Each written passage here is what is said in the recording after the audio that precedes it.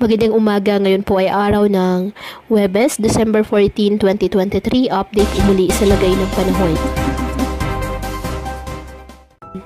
Ayon sa Pag-asa, Northeast Monsoon o Amihan nakakaapekto ngayon sa Luzon, habang Easterlies nakakaapekto naman sa nalalabing bahagi ng bansa.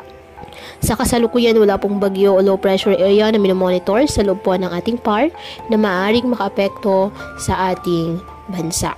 Tala, isang potensyal na bagyo ang maaaring mabuo sa mga susunod po na mga araw. At kapag nagkataon, papangalan itong Kabayan ng Pag-asa. Posible pa rin na magbago ang mga nasabing forecast, kaya patuloy lamang na mag-antabay ng iba nating weather updates at sa updates ng Pag-asa.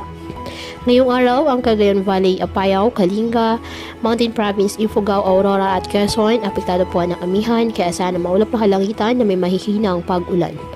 Ang Metro Manila at nalalabing bahagi ng Luzon, bahagyang maulap hanggang sa maulap na kalangitan with isolated light rains dahil pa rin po sa amihan. Ang Visayas at Mindanao, bahagyang maulap hanggang sa maulap na kalangitan with isolated rain showers or thunderstorms dahil po sa easterlies at localized thunderstorms. Kaya patuloy po na pinag-iingat ang ating mga kababayan sa banta pa rin ng mga pagbaha at pagguho ng lupa at ugaliin po na magdala palagi ng payong o kahit anumang panangga sa ulan o di ka naman sa init ng araw kapag lalabas ng ating mga tahanan. At yan po muna ang update sa lagay ng panahon ngayong araw. Muli patuloy po tayo na mag-ingat at palaging tandaan, God loves you. Stay safe and God bless.